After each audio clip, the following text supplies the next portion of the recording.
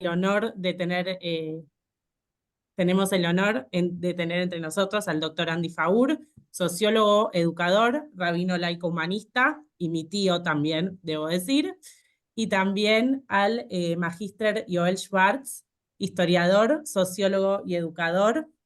Así que gracias a ambos dos por sumarse. Vamos a empezar con unas preguntas que estuvimos preparando y después vamos a hacer un espacio para que hagan preguntas, así que las pueden ir dejando por el chat y al final vamos a leer. Andy está con unos problemas de conexión, así que puede ser que venga y vaya. Así que bueno, arrancamos con la primera pregunta entonces y vuelvo a agradecer. ¿Por qué, Joel, por qué consideras que la gente salió a las calles esta vez de manera tan masiva? ¿Qué pensás que cambió? ¿Qué pensás que cambió esta vez? Bueno, antes que todo, buenas tardes o buenas noches a los que nos escuchan y nos ven. Y yo también agradezco, por un lado, a los organizadores de distintos lugares de Latinoamérica y, por supuesto, la invitación para compartir este rato con ustedes. Mira, yo creo que acá se vienen juntando confluyeron dos fenómenos y creo que en los últimos 3, 4 días un tercer fenómeno.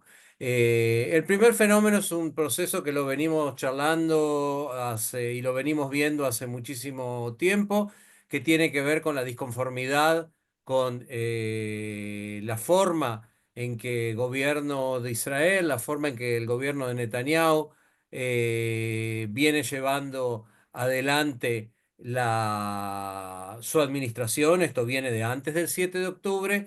Hay un gran descontento que tiene que ver con las protestas por la reforma judicial, tienen que ver con todo digamos, la enorme oposición que trajo el gobierno de Netanyahu.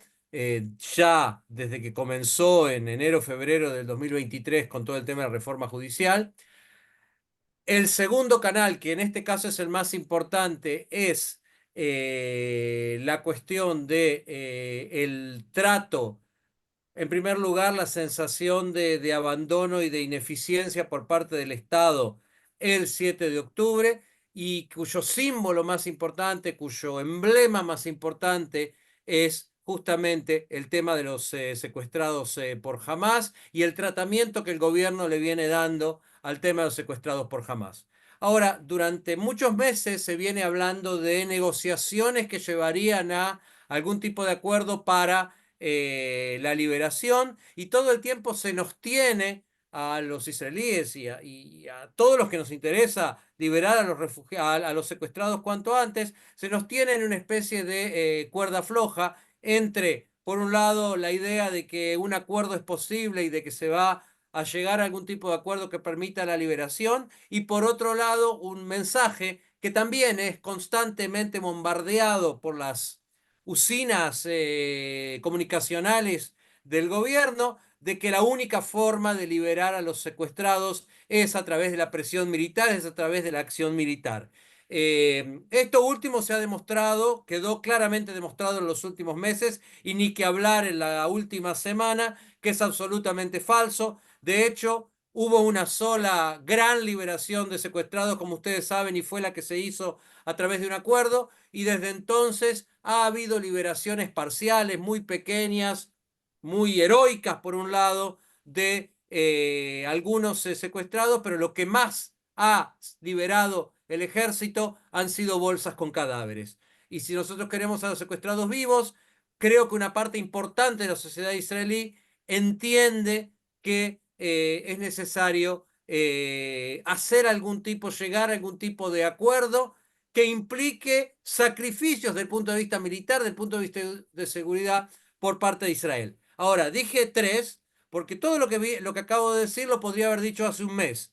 Esto se vio agravado cuando se rescataron los cuerpos de 6 prisioneros que por lo menos 3 o 4 de ellos hubieran sido liberados en la primera etapa de un acuerdo que ya desde fines de julio se viene conversando, que en realidad a principios de julio ya el presidente Biden reveló en un discurso que había sido acordado por Israel las condiciones para un cesar de fuego, y a partir de ese momento estamos en una serie de idas y vueltas con una negociación que tengamos en claro, Hamás también rechaza, pero la sensación de una parte significativa de la sociedad israelí es que es el gobierno de Israel el que principalmente viene poniendo palos en la rueda para que se avance algún tipo de liberación. La indignación cuando vos te enterás de que por lo menos una parte de los cadáveres que se rescataron eran personas que hubieran podido salir en la primera rueda de liberación ya en los últimos días, ¿acaso ya estarían liberados?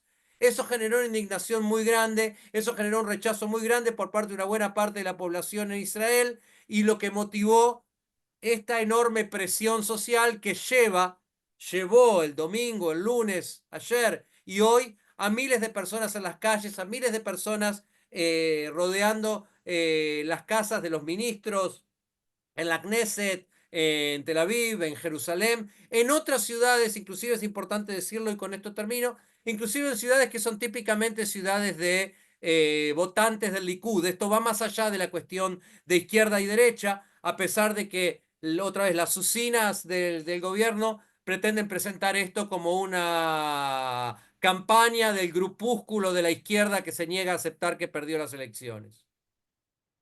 Bien, gracias Joel. Ahí Andy pudo volver ahí a la señal. Gracias Andy, que está sin luz, así que se está conectando ahí desde a oscuras, pero está presente igual. Repito igual, Andy, un poco la pregunta, que era lo que estábamos conversando con Joel, de por qué la gente esta vez salió a la calle tan masivamente, por qué pensás y qué cambió este último tiempo. ¿Me están escuchando? ¿Me escuchas bien? Yo sé que no me ven muy bien. Te Sí, escuchamos, te escuchamos. genial, disculpen. Corte de luz absoluto en todo el barrio, no se ve nada. Estoy hablando de 2 teléfonos. Mira, es así, la situación, en vez de ir mejorando, empeora. Ese es creo que es uno de los temas. Y como bien dijo yo, que la gente esté en la calle no es nuevo, o sea, ya lleva bastante tiempo, lleva incluso desde antes de que entre este nuevo gobierno tome el poder, tiene que ver con la reforma judicial y por supuesto mucho más con mucha más fuerza después del 7 de octubre, ¿sí? Y la no recuperación de los raptados. Y acá hay algo importante que fuera de lo que dijo yo, el que comparto casi todo lo que dijo, yo diría algo que es importante para entender todo este fenómeno. El título de esta charla es El pueblo en la calle, y yo le corregiría y pondría medio pueblo de Israel en la calle, ¿sí?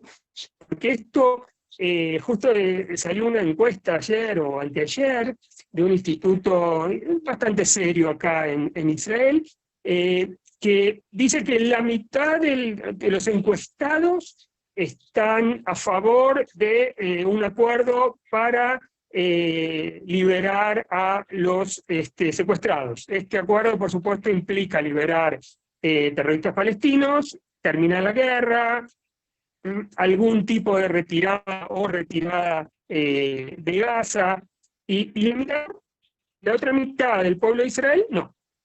¿Okay? Entonces acá hay una gran polarización. Entonces, lo que hizo este gobierno, Netanyahu, y por supuesto el 7 de octubre, fue polarizar más las actitudes o las posiciones de la gente. ¿Sí? Como ustedes conocen bien ahí en Argentina, se hizo una grieta que no existía en forma tan tajante y tan fuerte y tan presente en la historia de Israel que yo recuerdo que yo pueda ver, digamos. O sea, prácticamente el pueblo de Israel está dividido en 2, ¿sí? Entre los que sí y los que no, ya casi no hay diálogo. Ese es un punto importante. Y lo que representa de alguna manera que la gente esté en la calle también es ese no diálogo, no hay un diálogo político. Y también es una cuestión importante que no hay una oposición, ¿está bien? La oposición al gobierno calle hoy día, no en los partidos políticos, no está en ningún otro ámbito, sino en la calle. O sea, se juntan todas las protestas, todas las demandas se juntan en esto. Y por supuesto que el pedido, la demanda de liberar a los secuestrados reúne a todos estos grupos, reúne todas las demandas que hay alrededor, y esto es lo que produce que la gente salga a la calle. Un fenómeno que creo que es interesante remarcar, y con esto termino, es que prácticamente hace 2 años que la gente está en la calle, ¿sí? O sea, es muy raro, ¿sí? Es muy extraño a nivel sociológico, político, que haya manifestaciones masivas, ¿está bien? Porque estamos hablando también de a veces de cientos y miles de personas que están en la calle en forma constante desde hace mucho tiempo, ¿sí? Se sostiene esta protesta.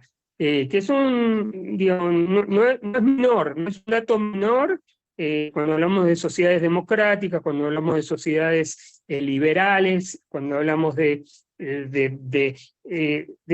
países que tienen que funcionar normalmente, y que por supuesto que las protestas no dejan o no permiten, desde el lado del protestante, digo, y del lado del protestado, llamémoslo del otro lado, que el país funcione en forma normal. ¿Está bien? Que digo, es una cosa muy, muy a tomar en cuenta también. Dicen que hay problemas para oírme, ¿es verdad? No, se escucha, por momentos se entrecorta, pero quédate tranquilo que se escucha. Y un poco de lo que veníamos hablando, y ahí leí alguna pregunta también del público y retomo para unirla con esta. ¿Por qué creen que la crítica de los familiares apunta al gobierno israelí? Y si es todos los familiares o hay cuestiones dentro de los grupos de familiares de secuestrados. El que quiera responder primero. Y Joel, por favor. Estás muteado, Joel. Ahí está. Ahí está, Ahí está. me desmuteé. Una de las cosas que justamente han sido parte de la estrategia del gobierno, y esto salió hace unos días, que un asesor de imagen contó que en los primeros días después del 7 de octubre fue tanteado por funcionarios o por gente allegada al gobierno para pedirle que tratara de meterse entre las familias entre la organización de las familias de los secuestrados, para tratar de dividir, para tratar de separar las opiniones y de generar algún tipo de grieta también dentro de ese grupo. Creo que se logró bastante, creo que es una cosa que el gobierno consiguió. Hay una mayoría de familias que básicamente son contrarias a la política del gobierno, y contrarias, digamos, más que a la política del gobierno, contrarias a la estrategia de Netanyahu dentro del gabinete con relación a la forma de lograr el rescate de los secuestrados. Y por el otro lado tenés una minoría, pero que es una minoría que tiene voz y que es importante y que genuinamente se siente más identificada con las políticas del gobierno y cree que la solución militar es la que dará, digamos, la posibilidad de que más rehenes, o de que todos los rehenes sean liberados. Las posiciones de ambas son absolutamente legítimas. La manipulación de estas posiciones es lo que una parte significativa, importante de la sociedad la indigna. Solo por entender esto en términos numéricos, me estaba fijando la encuesta que publicaron hace un par de horas en el informativo del canal oficial de Cannes, donde habla de un 53% de la población que estaría a favor de exactamente lo contrario de lo que dijo Netanyahu ayer, es decir, de abandonar el camino de Filadelfia y la frontera entre Gaza y Egipto a cambio de un acuerdo que liberara a los rehenes, mientras que un 29% está totalmente en contra, es decir, está dispuesto a que no haya liberación de los rehenes, pero que Israel se preserve dentro de el corredor Filadelfia, como se llama. Obviamente que estas encuestas son muy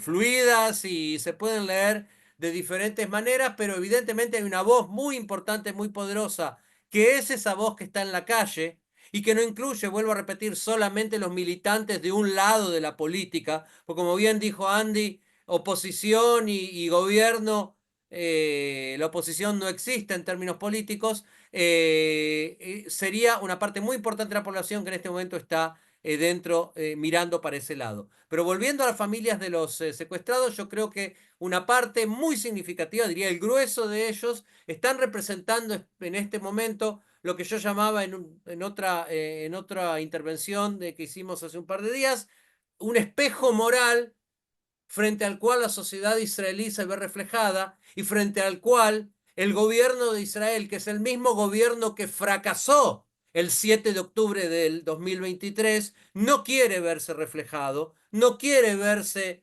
colocado frente a ese espejo, frente a esos familiares, y creo que esa es una de las razones por las cuales ha habido un intento de meter una cuña entre estas dos posiciones que legítimamente existen entre las familias. Bien, Andy, algo para sumar un poco a esto que venía diciendo Joel. No, simplemente que se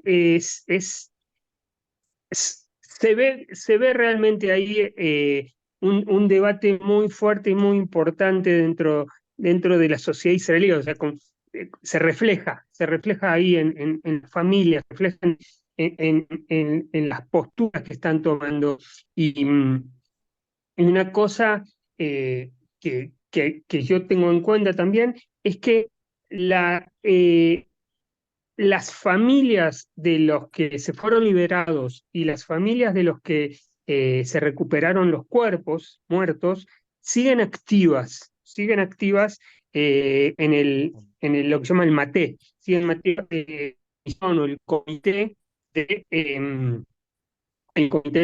para recuperar para liberar a los secuestrados. Que eso da mucha fuerza a todos y que representa todavía esa cara eh, humanitaria de la sociedad israelí, y que la estamos apoyando y que queremos no perderla. O sea, es, es yo diría, es casi la línea roja, ¿sí? Esa línea roja que, que, que ellos mantienen frente a la sociedad israelí, esa línea roja que el gobierno y Netanyahu pasan todo el tiempo, ¿está bien?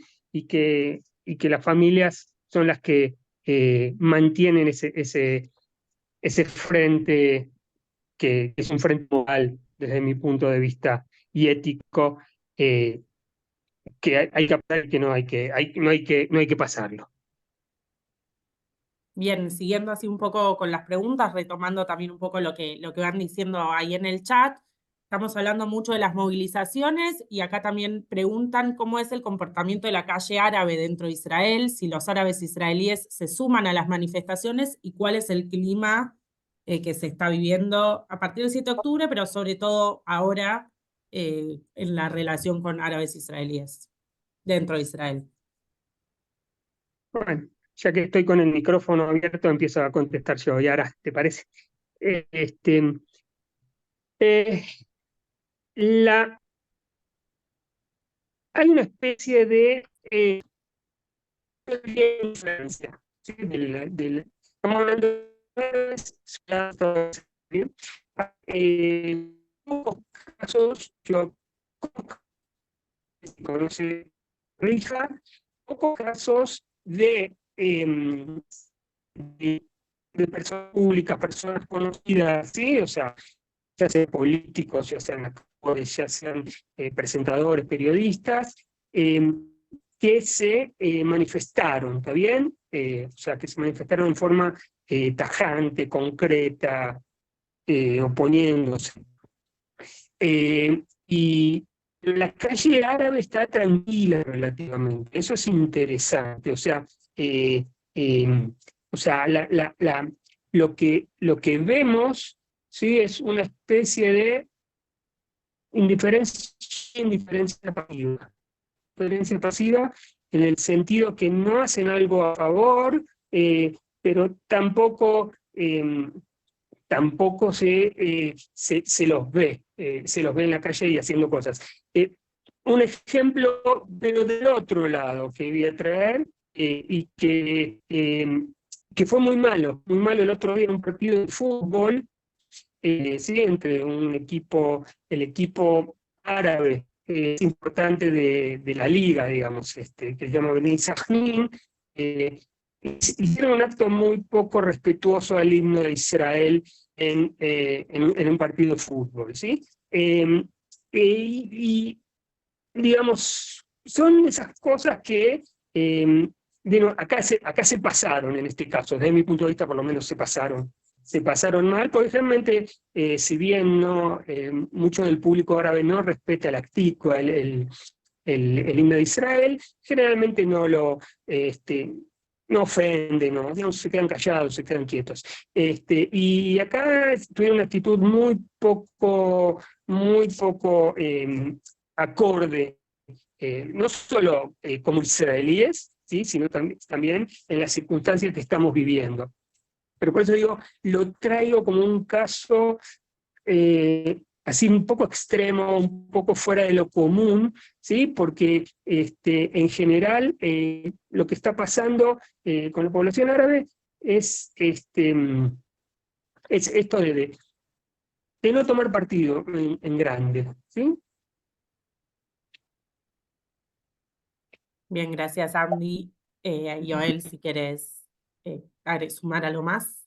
Sí, solo un detalle que me parece que no es menor. Yo coincido con lo que Andy plantea, pero quiero simplemente agregar la circunstancia especial de que todo esto sucede cuando desde el gobierno de Israel, especialmente de ciertos sectores del gobierno de Israel, y muy concretamente desde el Ministerio de Seguridad Nacional, que está en manos del ex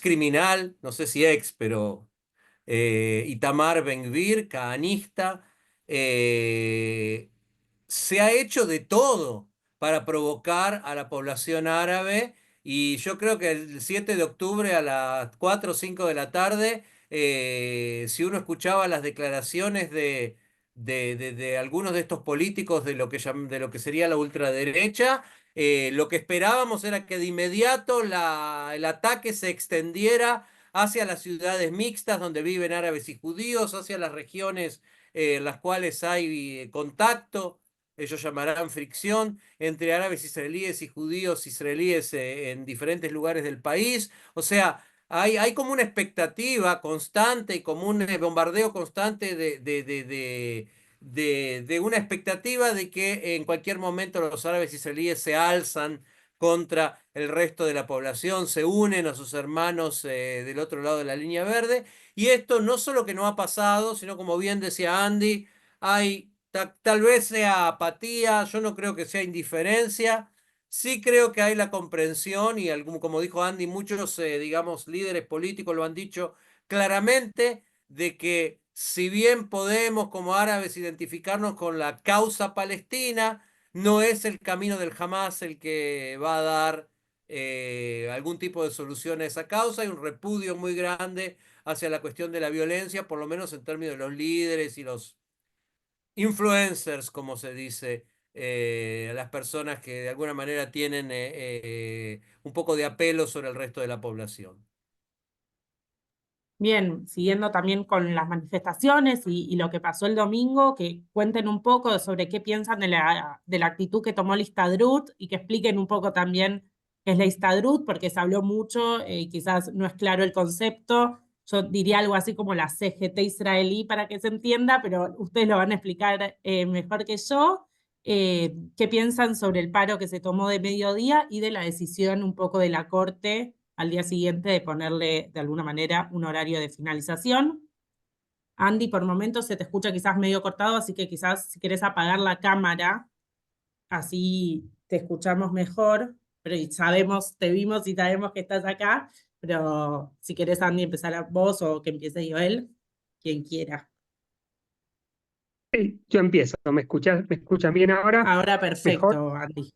Sí, mucho Genial, mejor. genial, genial. Puede ser que vuelva a la luz en cualquier momento, vuelve y se va.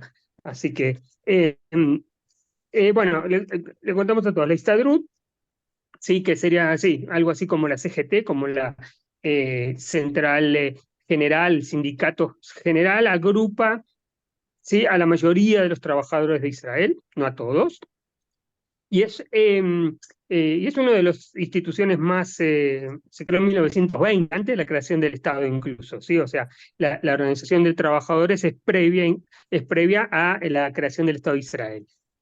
Y es un órgano democrático en donde prácticamente todos los partidos, la izquierda, la derecha, incluso partidos religiosos, están representados ahí. Por eso, cuando se toman decisiones, son generalmente decisiones difíciles y tienden a ser consensuadas, ¿sí? Y tienden a ser consensuadas, porque sí, o sea, la red que hay dentro de la Histadrut, la coalición que generalmente agrupa a todos o a la mayoría de los partidos políticos que participan, digamos, están todos en una misma coalición única. Y generalmente lo que hace es representar a los grandes sindicatos. ¿Está bien? ¿Qué significa los grandes sindicatos? Significa la compañía de luz, que en este momento no la recuerdo muy felizmente. Significa las grandes fábricas, significa no sé, por ejemplo, las fábricas militares. Sí, las grandes sindicatos son los que tienen más fuerza en la Histadrut, o los organismos públicos, por ejemplo, que tienen mucha fuerza. Y hubo mucha presión social, popular, para que la Histadrut tome una actitud de alguna manera, ¿sí? Porque no es fácil ni común que la Histadrut haga un paro, ¿está bien? O sea, por ejemplo, ahora sí hay paros de maestros de secundaria, por ejemplo, que esos son cosas más comunes, o sea, o más, sí, más. ¿Estás en paro, Joel, vos? Yo estoy en paro, sí. Ahí está, ¿ves? Por ejemplo, él está en paro, Por ¿sí? eso puedo Porque trasnochar. claro, exacto, exacto, ¿sí? Por ejemplo, que es más común porque el gobierno no cumplió con un acuerdo de hace 1 o 2 años, algo así, con los maestros de secundaria y el gremio de los maestros de secundaria está de paro, ¿está bien? Desde que empezaron las clases hace poquito. Entonces, ¿qué pasó con esta DRUT desde mi punto de vista? O sea, como que se definió como un paro político, ¿está bien? Un paro político, o sea, que no estaba representando o no estaba defendiendo los derechos de los trabajadores o que había algún motivo que afectaba, ¿sí? A la fuerza laboral, a los trabajadores, a su sueldo, a sus condiciones, ¿está bien? Esta fue una huelga de identificación, ¿está bien? De solidaridad con los los secuestrados, con la protesta. Entonces tomó un tinte político en este caso, porque, digamos, se puso o sea, del lado de la protesta en contra del gobierno. Entonces, digamos, fue un paro simbólico, digamos, no sé cuánto se sintió, no lo sé, porque, por ejemplo, la Municipalidad de Jerusalén de acá no se sumó al paro, entonces, digamos, funcionaba esto funcionaba.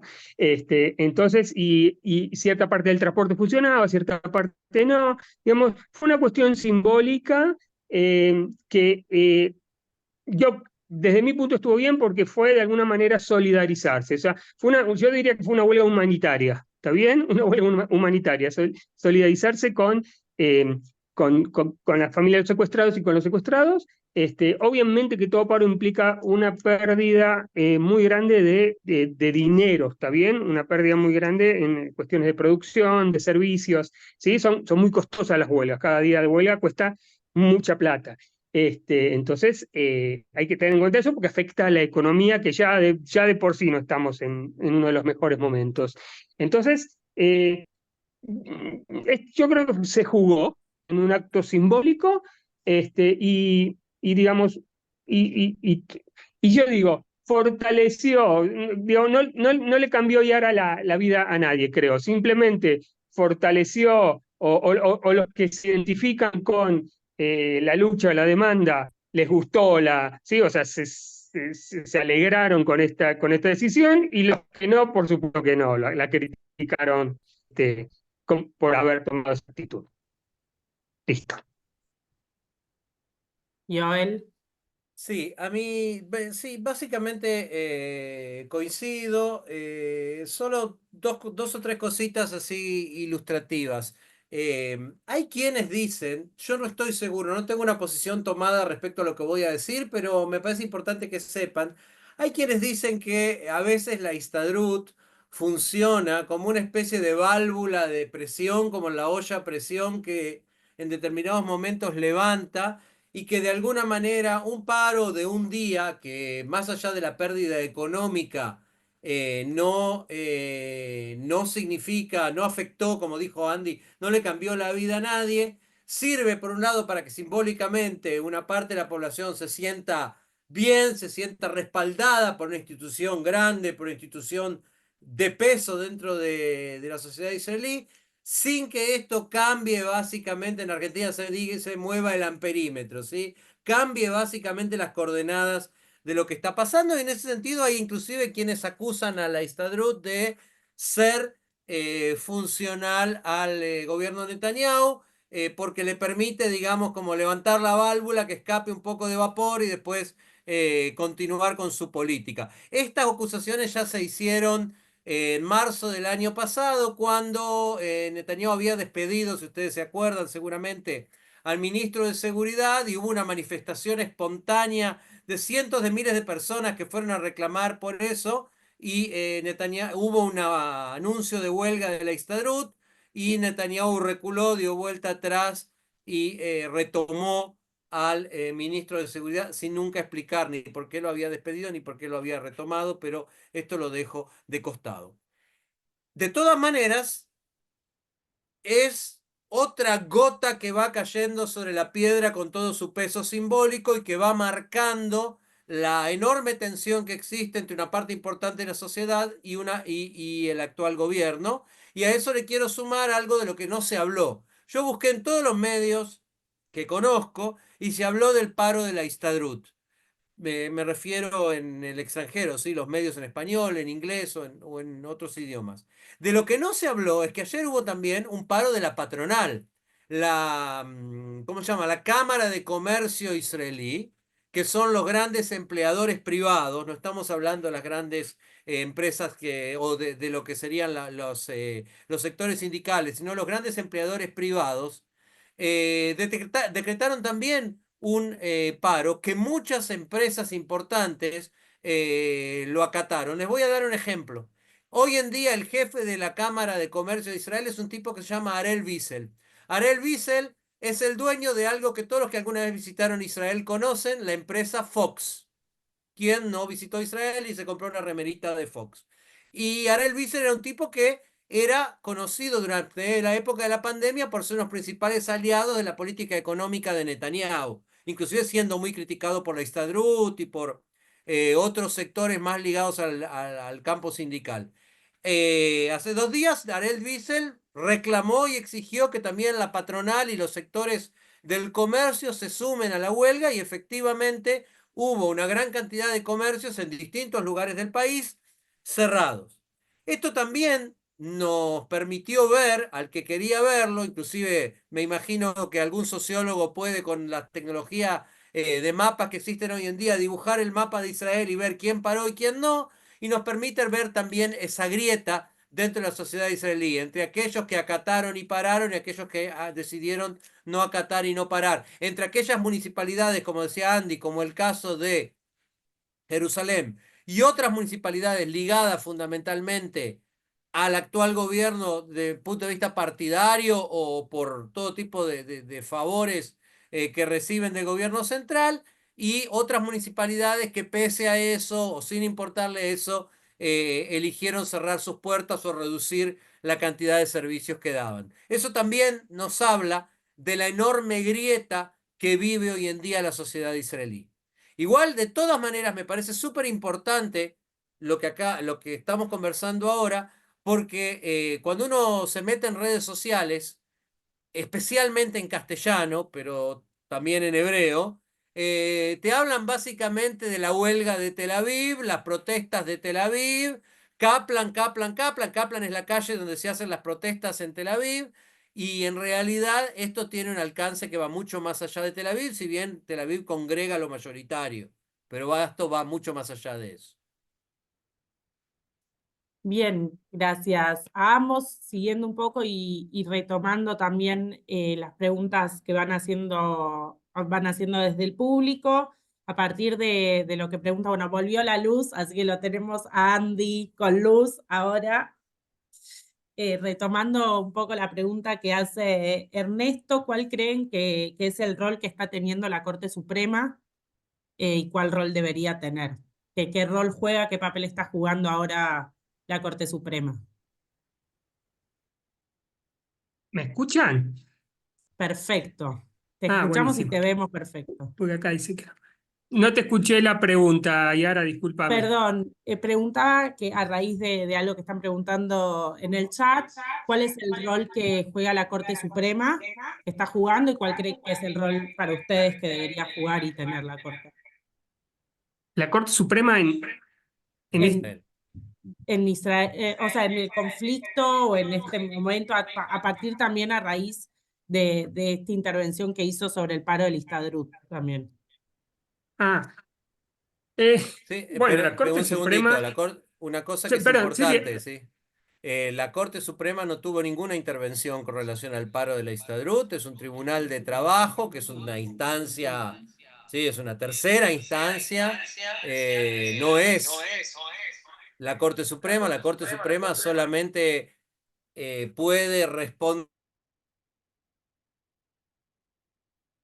a una demanda que llega a la Corte. Alguien hace una demanda hacia ella. El tema de la Histadrut, por ejemplo, y la decisión de declarar ilegal el paro y exigir que se levante, no llegó a la Corte Suprema. Es algo que quedó en un nivel mucho más bajo y la Histadrut decidió no apelar. Si la Histadrut hubiera apelado, tal vez hubiera llegado en última instancia a la Corte Suprema. La Corte Suprema, su principal función es interpretar el sentido de las leyes con relación a o a medidas del gobierno o a decisiones que toman cortes en una instancia más baja. Y en este caso no pasó. sí, acá lo interesante, Yara, también es que la Corte Suprema es parte como o sea, es parte de todo este conflicto, ¿no? O sea, toda la reforma judicial, todo lo que empezó también con las manifestaciones masivas el año pasado, fue a partir del intento de reforma judicial que no terminó, ¿eh? Que no terminó, que lo siguen intentando hacer. eh, y hasta el día de hoy no se nombró, desde octubre pasado, un nuevo un nuevo presidente de la Corte Suprema, ¿sí? Por los conflictos que existen entre el gobierno y la Corte. O sea, la Corte toma una posición muy activa, ¿sí? Lo que se llama acá el activismo jurídico, y es parte de todo, de todo este conflicto, ¿sí? Por eso, si bien, como dijo Joel, la Corte Suprema se encarga de temas jurídicos, legales, que se cumplan las leyes, que se cumpla, sí, que este país funcione a nivel jurídico en forma correcta, como que es parte de toda la bolsa esta, de todo el paquete que estamos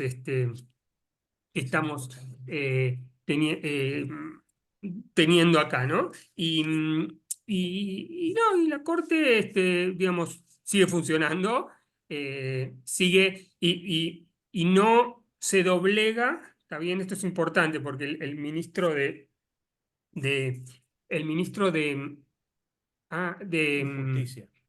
de, el ministro de Justicia todavía quiere hacer, sí, o sea, todavía insiste y la Corte no se doblega, está bien, está negociando, pero digamos como que es un factor importante para mantener el equilibrio entre los poderes, la democracia y que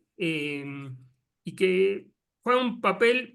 Sí, si bien a veces en forma pasiva juega un papel fundamental en todo lo que está pasando acá.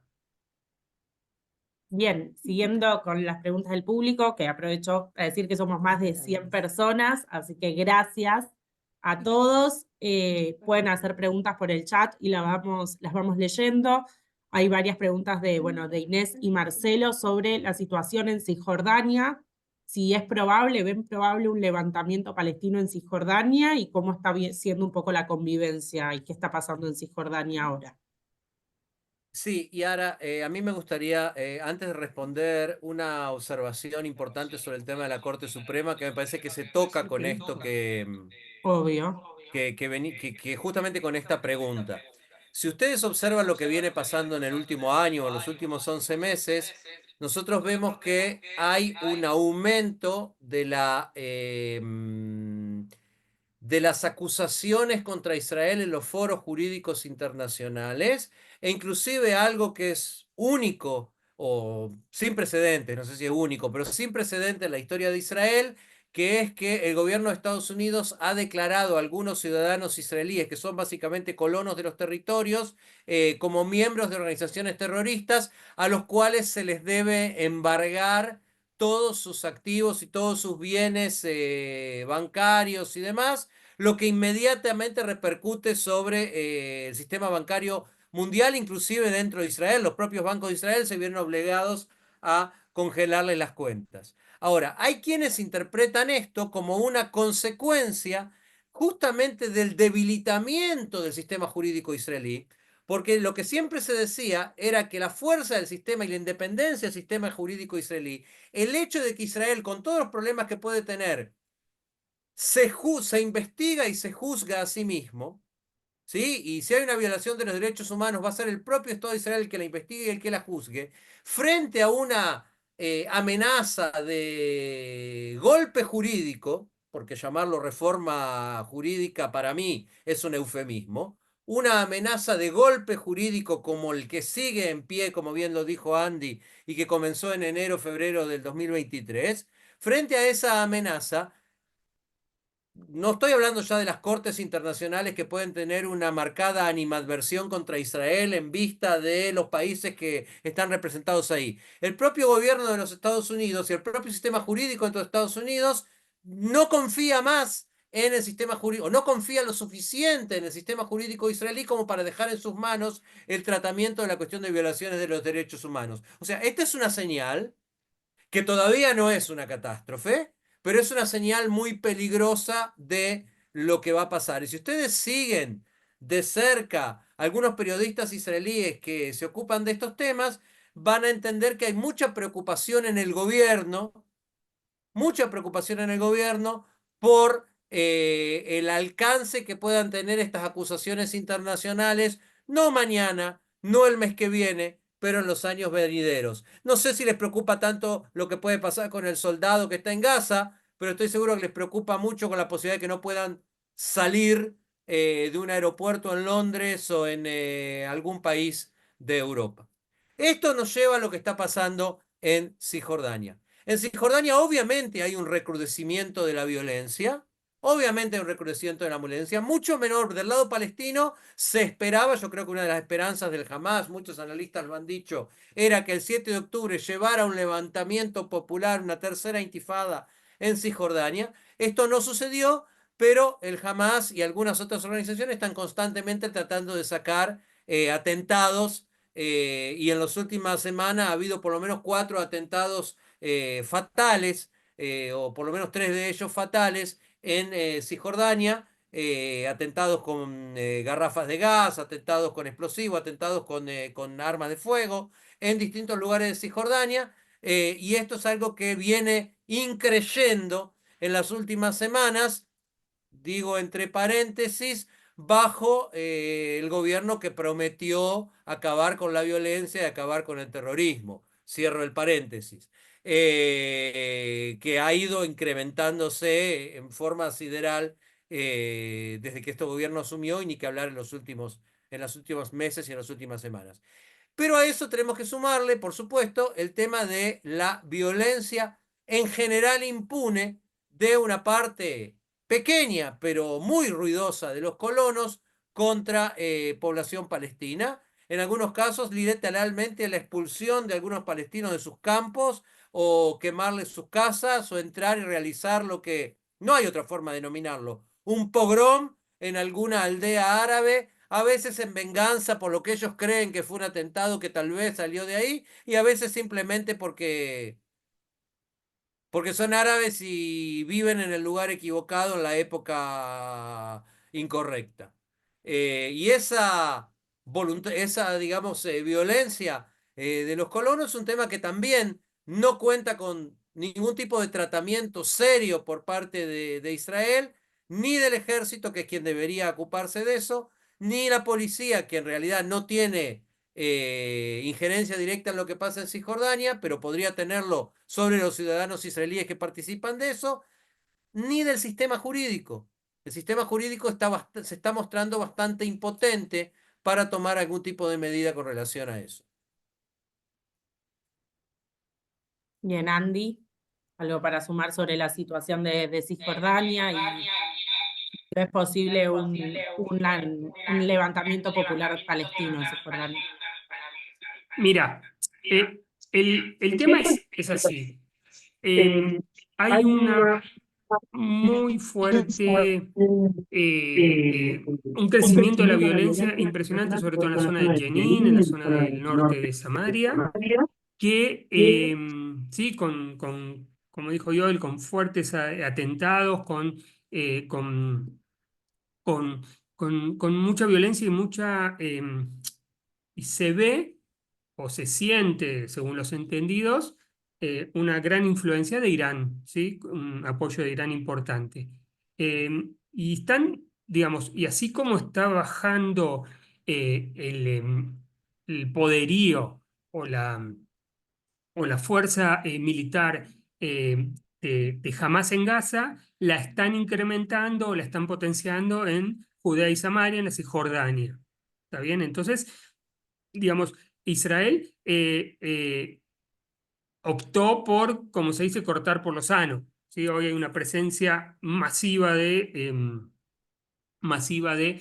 fuerzas israelíes ahí para atajar, ¿sí? Una posible intifada o un levantamiento más masivo, un levantamiento más popular, y se está actuando proactivamente, ¿está bien? O sea, eh, eh, para para poder realmente contener un futuro estallido o un estallido que pueda venir.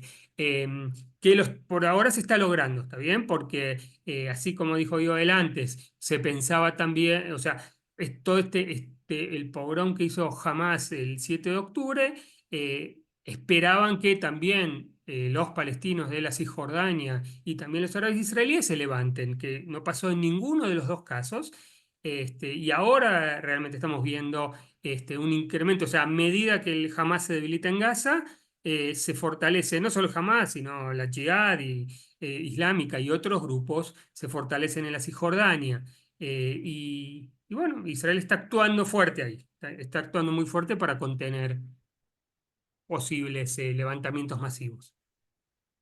Bien, volviendo también a esto que pregunta, hay muchas preguntas en el público sobre un poco lo que está, sobre el paso de Filadelfia, que espero que se diga así, si no ustedes me corrigen, pero para juntar que hay varias preguntas sobre el tema, y Joel, vos también lo decías antes. Netanyahu, para quienes no saben, hizo un discurso público reciente donde dijo que es fundamental que Israel mantenga el corredor de Filadelfia, que es la frontera entre Egipto y Gaza. ¿Saben si este reclamo es popular en la sociedad y sobre todo entre los soldados y los jefes de seguridad? Digo, hay varias preguntas en el público sobre la opinión de gente y miembros del ejército sobre este paso fronterizo. Sí, la verdad que esa es una respuesta bastante simple, porque la gran mayoría, la abrumadora mayoría de los encargados de seguridad, de los funcionarios de seguridad, desde el ministro de Defensa, que ya lo ha dicho públicamente contradiciendo a Netanyahu, pasando por mucha gente que no puede hablar públicamente porque tiene uniforme, pero que trasciende en todo lo que pasa dentro de las reuniones de gabinete, del gabinete de guerra. Inclusive algunas trascienden porque el propio Netanyahu o sus allegados las hacen trascender. Es que no es necesario para Israel en este momento permanecer en el control del paso de Filadelfia o del corredor de Filadelfia, como se llama. Corredor de Filadelfia en realidad es un camino. ¿Sí? Lo mostró Netanyahu en el mapa, si lo buscan por ahí debe estar en alguna foto en los medios. Es el camino que corre al lado de la frontera, de la cerca que separa la franja de Gaza de Cisjordania, que en el caso de Israel empieza en la zona del Kibutz Keren Shalom y avanza hacia el mar. Que es un camino de algunos kilómetros. Los líderes del ejército y del Mossad y de todas las organizaciones que se ocupan de seguridad han repetido de muchas maneras que no es necesario para el Estado de Israel, es mejor, pero no es necesario, si uno pudiera vivir en un mundo ideal, controlaría todas las variables del mundo, pero en un mundo real, en el cual uno no controla todas las variables del mundo, esa es una variable que Israel estaría en condiciones de neutralizar sin necesidad de tener presencia permanente de soldados allí, contradiciendo lo que dijo Netanyahu. Dentro de los soldados, la pregunta acerca de qué opinan los soldados, vi que alguien preguntó por ahí. ¿Qué son los soldados? ¿Los soldados son los de Miluim o son los que están en la reserva o son los que están en el servicio activo? ¿Son los que están peleando en Gaza en este momento, que son una pequeña minoría? ¿Son los que ya pelearon en Gaza o los que están apostados en la frontera norte esperando que pase algo con Hezbollah? O sea, los soldados en definitiva, Israel todavía tiene un ejército del pueblo, lo que quiere decir que los soldados representan básicamente la opinión de la sociedad, las opiniones de la sociedad israelí. Hay un montón de gente que está peleando y que está entregando su sangre, su vida, su tiempo con su familia, su tiempo de estudios y demás para estar defendiendo el país o por lo menos cumpliendo con aquello que el Estado entiende en este momento que es defender el país, y que si sale de ahí mañana y tiene que ir a votar o tiene que ir a opinar, va a decir: esto habría que haberlo administrado de otra manera. O sea, también en las filas hay descontento con algunas de las cosas que se están haciendo.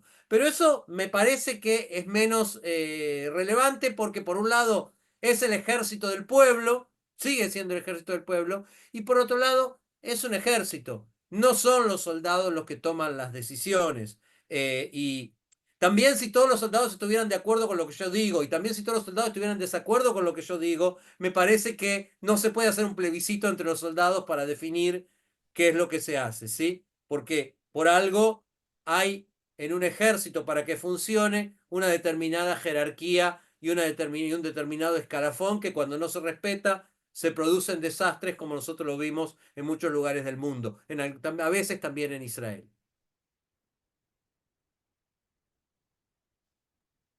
Andy. Dos palabritas agrego a lo que dice Joel. Em, el, eh, el Sir Filadelfia, ese camino de Filadelfia, recién entramos ahí hace 4 meses. Estamos hace 11 meses en guerra. Recién hace 4 meses. O sea, hasta hace 4 meses, por lo visto, no era un lugar tan importante, tan estratégico y tan vital, ¿sí? Pero también recordemos las cantidades de túneles, ¿está bien? De túneles que pasaban este, por, este, por abajo de Filadelfia. Pero sobre todo el problema y lo dicen varios expertos militares, es el tema de Rafiaj, no Filadelfia, sino Rafiaj. Y recordemos, recordemos o querramos o escuchemos a Netanyahu cuando dijo que lo importante era conquistar Rafiaj. Y después de conquistar Rafiaj, ¿sí? El paso de Filadelfia, la frontera, ¿está bien? Que es un lugar que si bien estratégicamente es importante, digamos, a nivel de controlar el paso egipcio-palestino, por lo que dicen la mayoría de los que conocen el tema militar, no, como dijo yo, no es tan importante, no es tan vital, se puede solucionar, ¿sí? Pero hoy se transformó en el leitmotiv, ¿sí? De todo, ¿sí? O sea, hoy Rafiaj no es importante, hoy dejó todo el resto, dejó de tener importancia y solamente es Filadelfia. ¿Y qué es lo interesante entonces acá? Que es uno de los puntos claves de la negociación con los palestinos para liberar a los rehenes y para terminar la guerra. Entonces, ¿casualidad? Que Netanyahu y el gobierno se empecinan en ese punto y nada más, ¿sí? Y no en otras cosas que también son muy importantes. Es una pregunta, pero digamos, por un lado es una cosa política 100%, por otro lado, no desacreditemos o no desmerezcamos la importancia de este punto, ¿está bien? Porque por ahí pasaron o sea, había túneles con vías sí, con vías de trenes donde pasaban camiones enteros, digamos, ¿no? No es poca cosa lo que está pasando ahí. Pero no amerita una ronda de prensa de 1 hora dedicada solamente a eso, ¿sí? Esa es la desproporción que este gobierno está haciendo con con este punto y darle mucha más envergadura y mucha más importancia de la que realmente tiene a nivel estratégico. Bien, sigo con algunas preguntas. Si querés, Andy, aprovecho que estás desmuteado y seguimos con vos y después con Dale. Joel. Hay varias preguntas del público, hacemos algunas más, así ya los dejo ir a dormir. Es tarde en Israel, tenemos 6 horas de diferencia. Jonathan en el chat pregunta si piensan que este crecimiento de las manifestaciones que venimos hablando, de las medidas sindicales y de los asesinatos de los secuestrados, pueden hacer que Bibi suavice su posición en las negociaciones de un acuerdo y si la situación con los secuestrados está impactando dentro de su propio electorado. Respuesta corta y ahora es no, desde mi punto de vista. No. O sea, fíjate la envergadura de las manifestaciones, el tiempo que va llevando y no mueven, no mueven. No, la verdad que yo creo que no. O sea, eh, el cambio va a venir de otro lado, ¿sí? El cambio de rumbo, el cambio sí, o sea, incluso la presión americana, ¿está bien? La presión americana también, o sea, juntemos todo, el gobierno, nos guste o no nos guste, está estable, ¿está bien? El gobierno es estable, ¿está bien? Por ahora, no tiene quiebres, o sea, el quiebre va a venir por dentro, o sea, para un lado o para el otro. Vamos a ver ahora qué pasa si esta ronda de negociaciones que está tambaleando sigue o no, y si sigue y el gobierno o Netanyahu aceptan el negociar, entonces eso va a hacer, digamos, va a hacer tambalear el gobierno. ¿Está bien? Ese es el punto, yo creo. Va a venir de adentro. De afuera no. O sea, son importantes las manifestaciones, es importante la presión popular, es importante la presión social, es importante el paro, es importante todo eso. O sea, estar presente, pero no logran, no, o sea, es interesante a nivel político y sociológico ver que voy a contar solo un caso que creo que esto funcionó, que fue lo que se llamó el Leil Gallant, la noche de Gallant, cuando Netanyahu intentó despedir, ¿sí? O hacer renunciar al ministro de Defensa hace unos cuantos meses, ¿sí? Cuando una desaveniencia, un desacuerdo, y ahí salió la gente a la calle con todo, Netanyahu se echó para atrás. Pero si no me equivoco, Es el único caso que me acuerdo en todo este periodo que la presión popular tuvo resultados. Joel. Sí, la verdad que cuando uno le hacen una pregunta sobre las posiciones de Netanyahu, si puede ablandar o endurecer sus posiciones, lo primero que uno tiene que preguntarse es cuáles posiciones, ¿sí? Porque si siempre pensamos que Netanyahu era una persona pragmática, pragmático hasta el nivel del oportunismo, en muchos casos yo creo que también lo estamos viendo ahora. Y básicamente lo que Netanyahu intenta hacer es, ¿sí? Tener todas las bolitas en el aire sin que se le caiga ninguna. O sea, seguir manteniendo una coalición de ultraderecha que lo fuerza, que lo tironea y que lo amenaza constantemente con que se desvía de el gran proyecto de la ultraderecha, que es aprovechar esto para para solidificar la conquista o la ocupación de Judea y Samaria y ampliarla a través de algún tipo de retorno a la Franja de Gaza. Por otro lado, mantener la relación con Estados Unidos en un nivel de, aunque sea de tensión, pero sin que haya un quiebre completo en la relación con Estados Unidos, acaso en la esperanza de que en noviembre la administración demócrata se vaya a su casa y suba a su ex amigo, que como son dos oportunistas probablemente vuelva a ser su amigo, Donald Trump. Y la tercera bolita que está en el aire es lo que acá en Israel se llama la base. La base electoral de Netanyahu, que identitariamente se identifica con todo lo que haga Netanyahu, independientemente de si le conviene o no le conviene, digamos, racionalmente en cuanto a los resultados prácticos de sus políticas, pero que no necesariamente compra todo el paquete del proyecto de la ultraderecha.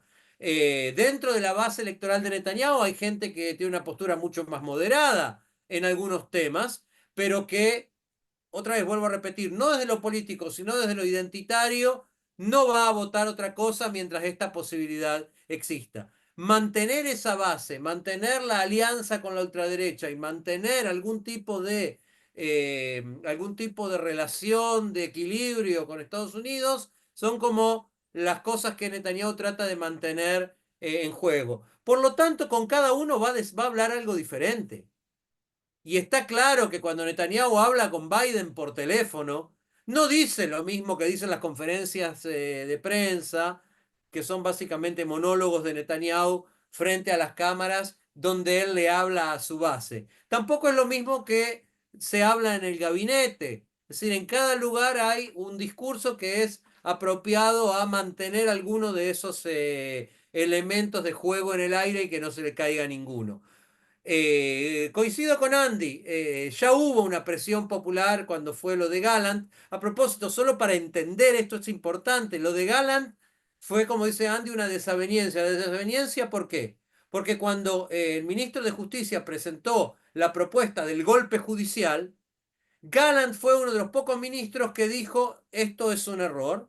Lo dijo en voz muy baja y de una forma muy moderada, hasta que le presentó al primer ministro una posición diciéndole que la reforma judicial ponía en peligro el sistema de defensa de Israel porque debilitaba el sistema de servicio de reserva y otros aspectos de lo que hacen al sistema de defensa de Israel.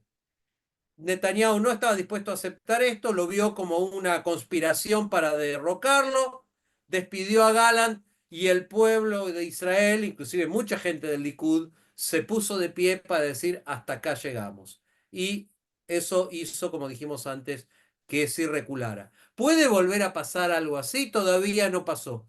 Muchos esperábamos que este domingo, este lunes, fuera la segunda noche de Gallant, y en cuanto a números tal vez sucedió, pero en cuanto a la repercusión sobre el gobierno no sucedió. Coincido con Andy en que el cambio va a venir desde adentro, va a venir desde una presión interna. Lamentablemente, para nosotros y por suerte para él, Netanyahu se ha ocupado sistemáticamente en los últimos 20 años de prepararse para ese momento. Es decir, si uno mira lo que pasa hoy en día dentro del partido que más diputados tiene en el gobierno, que es el Likud, la mayoría de los parlamentarios del Likud son personas absolutamente fieles a Netanyahu, que por más que en su fuero íntimo pueden tener todo tipo de opiniones incómodas con relación a la política del gobierno, lo que más tienen es un miedo terrible de lo que puede pasar si osan disentir de lo que el gobierno diga. Y partidos de la coalición, obviamente que los partidos de la ultraderecha, la coalición, la mini coalición Smotrich-Ben-Gvir, va a seguir presionando y todo el tiempo que su proyecto esté en pie no se va a mover, y tal vez alguno de los partidos religiosos podría llegar a titubear, pero mientras reciban todo lo que piden para su público, para su sector, difícilmente amenacen con salir de la coalición. Buenísimo, vamos con dos últimas preguntas también un poco del público y esto que veníamos hablando del partido, de la oposición, de la no oposición. Tenemos varias preguntas de Marcelo y de Ernesto de cómo se está organizando la izquierda y la centroizquierda y qué entienden que se puede esperar del proceso de unidad después de tantos años entre Meretz y Abodá, el nuevo partido, por decirlo de alguna manera, los demócratas. A ver, Yair Golan, ¿está bien? Que hizo un proceso, llamémoslo, muy interesante, porque él estaba en Meretz, ¿sí? Y después se presentó para ser jefe, presidente del partido Abodá, ¿está bien? O sea, tipo interesante, una persona con una carrera militar muy rica. Em, y acá hay algo, creo que es, y hoy las encuestas más o menos que se hacen hoy en día le dan a los demócratas, que es un nombre un poco, no sé qué, no sé a qué quiere llegar con eso, pero bueno, los demócratas le dan más o menos 10 mandatos, entre 8 y 10 mandatos, digamos. Eso es la fuerza de la izquierda, centroizquierda hoy en día aquí en Israel. Y hizo algo interesante que no hicieron no hizo en la anterior elección, se tendría que haber hecho antes de las elecciones últimas, esta unidad, ¿sí? Y la jefa del partido laborista, Merav Mijaeli, no quiso, ¿está bien? Y fue una catástrofe, ¿no? Yo después me puse a hacer cuentas, después de las últimas elecciones del año 22, y a Meretz le faltaron 3.000 votos para pasar el umbral mínimo, ¿sí? Y tener 4 mandatos. ¿Ok? Y tener 4 Abodá se quedó con 4 mandatos y Meretz no entró. ¿Está bien? Por faltarle 3.000 votos nada más. Entonces, ¿qué pasó? Esos votos que no fueron para Meretz se fueron para la derecha. Si se hubiera, o sea, teóricamente estoy hablando, obviamente, porque no sé, si se hubieran juntado antes de las elecciones, ¿sí? Probablemente hoy no tendríamos esta charla y no tendríamos este gobierno. Probablemente, ¿sí? ¿Por qué? Porque estos demócratas, llamémoslo así, hubieran entrado al gobierno. Este partido socialdemócrata de centro izquierda. Entonces, estos 8 o 10 mandatos dan una pizca de esperanza, digamos, de que estos votos que perdimos y que es una catástrofe para todos, para el país, los podamos recuperar y se pueda rehacer o sumar más votos a una coalición del otro lado, llamémosla. No la llamo de izquierda, ¿está bien? A pesar de que lo que no es Likud y derecha es izquierda, ¿sí? O sea, para Netanyahu, Yair Lapid es de izquierda, Gantz es de izquierda, Eisenkot es de izquierda, Lieberman es de izquierda. Todos ellos son de izquierda, ¿está bien? O sea, para que tengamos una idea de lo que estamos hablando.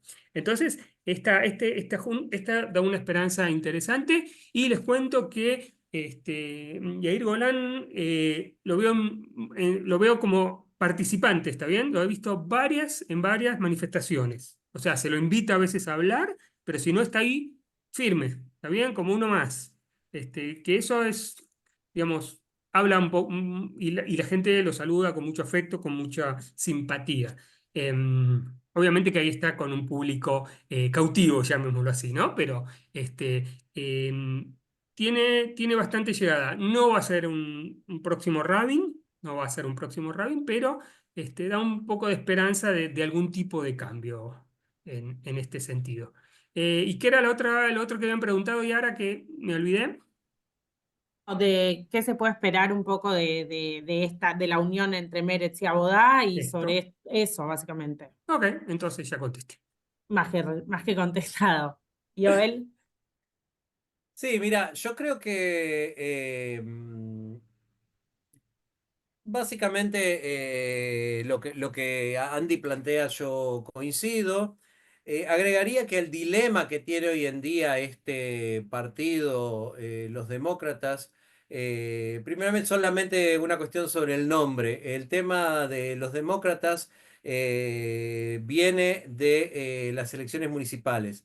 En las elecciones municipales en algunas ciudades, por ejemplo la ciudad donde vivo yo, en Ranana, se hizo una coalición amplia de varios grupos, de varios partidos, que entre Abodá y Meretz eran parte de eso, que consiguieron de alguna manera no solamente tener un muy buen resultado electoral, sino sobre todo poder imponer o poner, colocar determinados temas en la agenda de la ciudad, en la agenda municipal y hacer una muy buena campaña. Yo creo que un poco inspirado en eso es que se tomó la cuestión de los demócratas. Sumémosle que el mensaje de partida de este partido, porque hoy en día es un partido, no es una coalición de partidos, es que lo que está en peligro es la democracia en Israel, o sea, lo que está en peligro es por sobre todas las cosas la posibilidad de que Israel sea un país más democrático o continúe siendo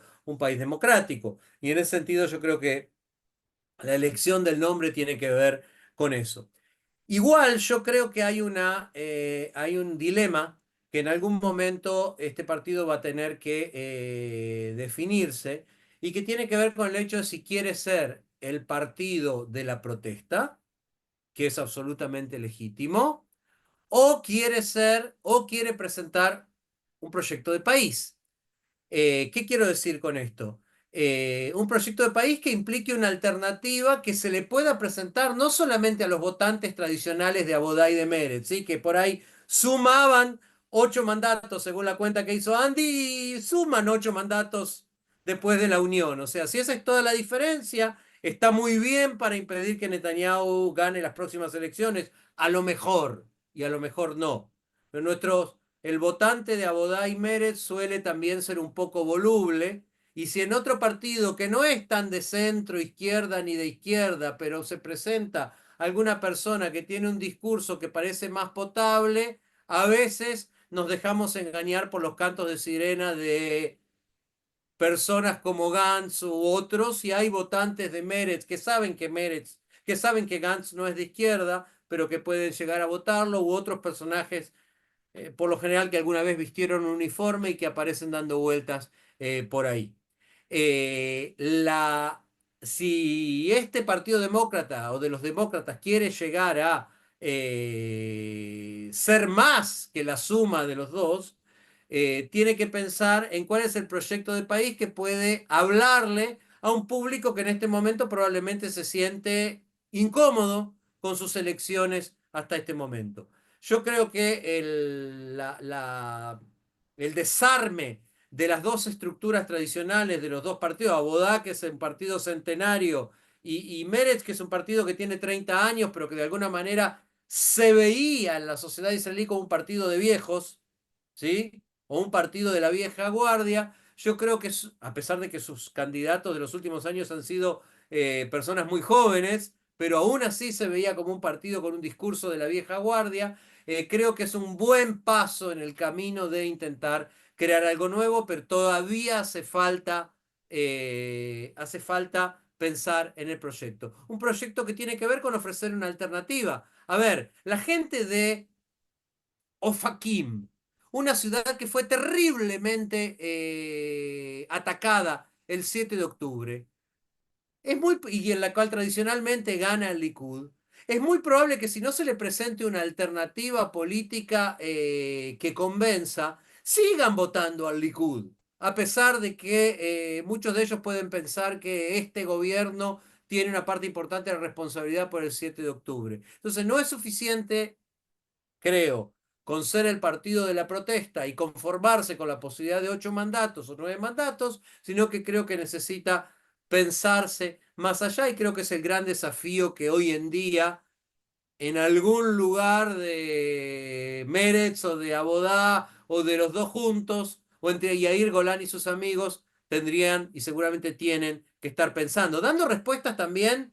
a los temas que en este momento le duelen a la gente. Y voy a retomar algo que dijo Andy. Yair Golán no es solamente un candidato popular por su pasado, sino también porque es un tipo que habla de los temas de los cuales no se hablan. Por ejemplo, es prácticamente el único político medianamente importante y sobresaliente que está hablando de lo que hay que hacer en la frontera norte, que tiene un plan inclusive un plan militar y de seguridad para lo que hay que hacer en la frontera norte, donde 100.000 israelíes están desplazados desde hace casi un año y donde el gobierno no les da ninguna respuesta. Inclusive intendentes del Likud de las ciudades del norte constantemente vienen reclamando esto. No tenemos ninguna respuesta de nuestro gobierno frente al desafío de los desplazados. Y Yair Golán es prácticamente el único político relevante, sobresaliente, que está hablando de este tema. Ese es el camino por el cual hay que ir, me parece.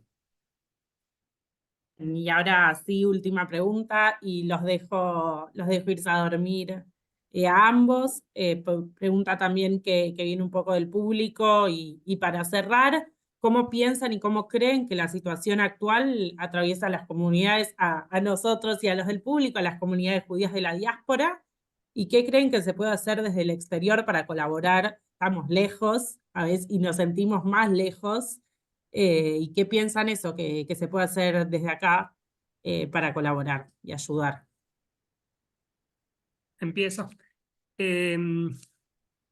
Mira, ¿cómo está afectando? Yo creo que, por un lado, está afectando en forma negativa, mal. ¿Por qué? Porque la grieta que se está creando acá es una grieta así entre dos visiones en las cuales casi no hay diálogo, no hay posibilidades de, de, de, de- de cierto entendimiento. Esto también se traslada a la diáspora. ¿Está bien?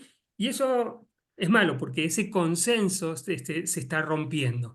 Se está rompiendo, ¿por qué? Porque las posturas también se polarizan más todavía. Se polarizan más las posturas liberales, de izquierda, ¿sí? Y de alejarse de Israel, y se polarizan y se fortalecen las posiciones más derechistas religiosas apologéticas, llamémoslo así.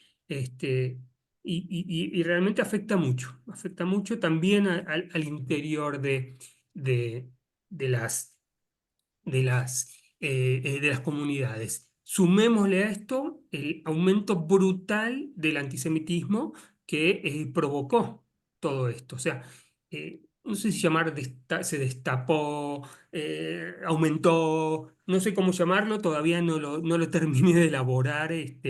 Realmente es espantoso lo que está pasando en muchos lugares, o sea, e incluso casi bizarro, digamos, o sea, esas cosas que están pasando.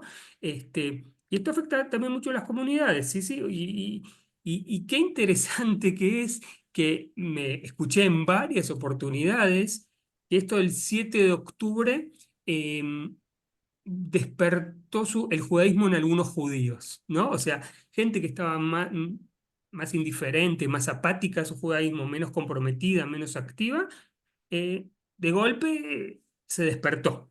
¿Está bien? Entonces, eh, digo, es también un punto bueno, pero digamos, el punto de partida es malo. O sea, el resultado es bueno, pero el punto de partida es malo. ¿Y cómo se puede ayudar o qué se puede hacer? estando al tanto de lo que está pasando, intentar estar informados, ¿sí? Lo mejor posible y no como dicen algunos a través de TikTok del Instagram, digamos que esa es la fuente de información básica de muchos de los jóvenes hoy en día, que es una barbaridad. Y estando, digamos, con nosotros, o sea, nosotros desde acá también necesitamos sentir ese apoyo, esa cercanía, o sea, que no por que esto no aleje a los judíos de la diáspora de Israel, y apoyar en esto, o sea, en entender de que de que estemos en un país, es ridículo decirlo, pero que estamos en un país legítimo, que está en estado de guerra, ¿está bien? Que se puede criticar algunas de las acciones que se hacen o no, pero muchas veces cada vez escucho más grupos de gente que deslegitima, o sea, cada vez hay más voces desde el río hasta el mar, ¿no? O sea, eh, cosa que eso es muy preocupante, sobre todo en voces judías que dicen esto.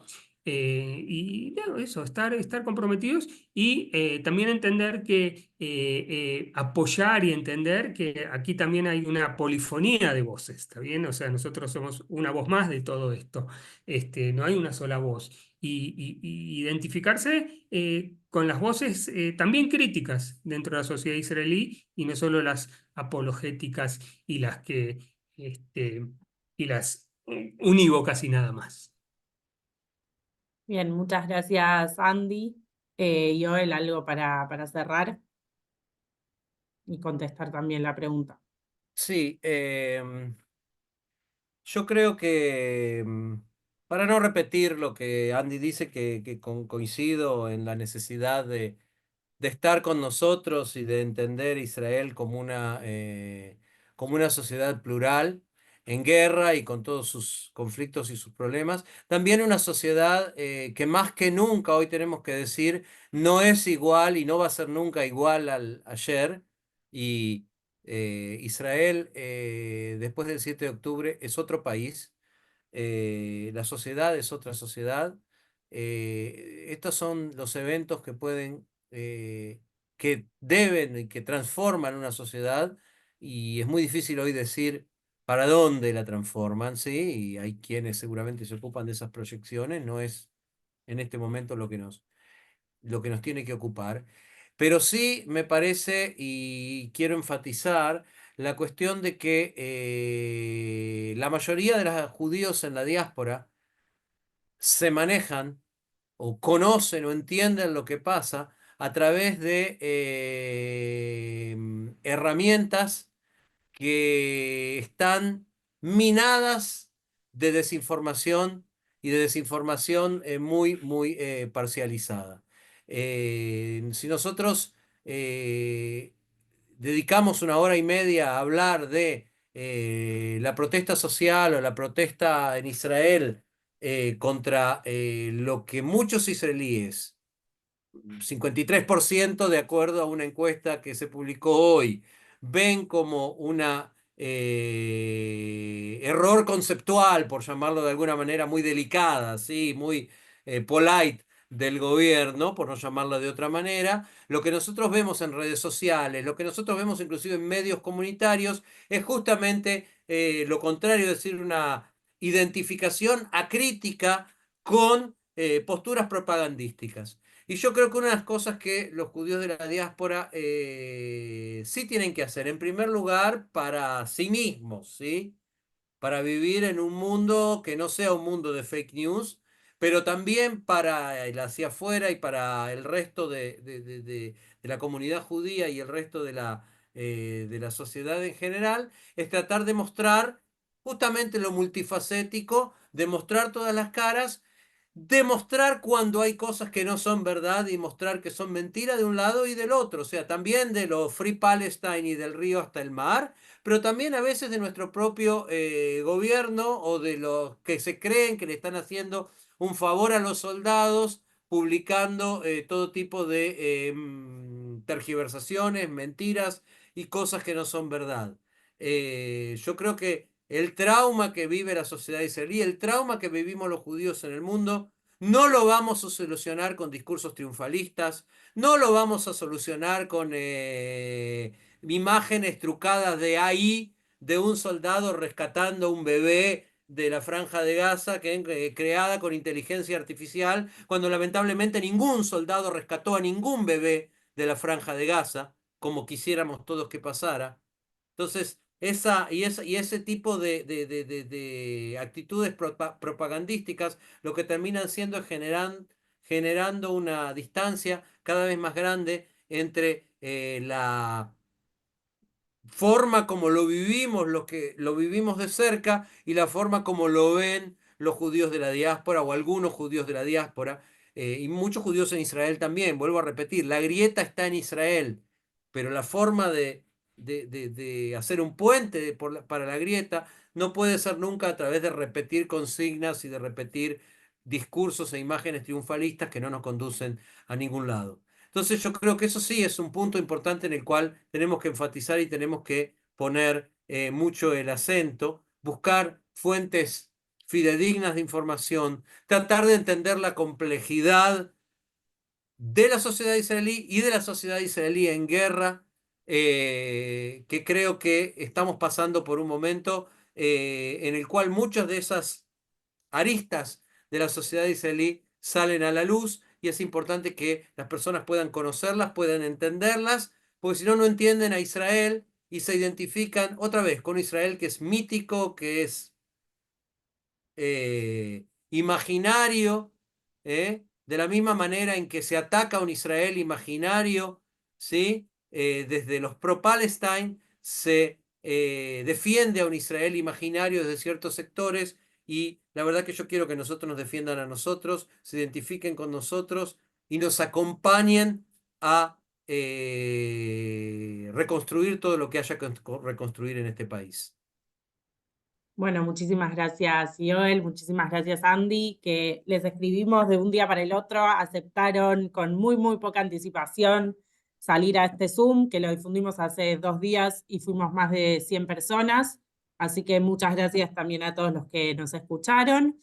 Recordar que todavía hay 101 secuestrados en Gaza, que pedimos desde Meretz Argentina y desde todas las instituciones que organizamos esta actividad, un acuerdo que permita la liberación y salvar a quienes todavía pueden ser salvados. Así que muchas, muchas gracias. Y esta actividad va a estar grabada, va a estar en el YouTube de Nueva Sion, seguramente. Así que ahí la van a poder ver y escuchar también nuevamente si quieren. Así que eso, muchas, muchas gracias. Gracias. Adiós, saludos. Disculpen el principio oscuro. Pero lo diste todo, Andy, igual. Así que gracias. Ya me voy a escuchar la compañía de electricidad. Habla con el sindicato. No, y ahora que somos menos, puedo Vale. agradecer a Aide también, que sé que está por ahí. Sí, ya se fue a dormir, pero hicimos Está muy bien, no sabíamos cómo hacer ya para conectarnos está y muy bien. tremendo. Buenas noches. Bye Buenas bye. noches. Nos vemos.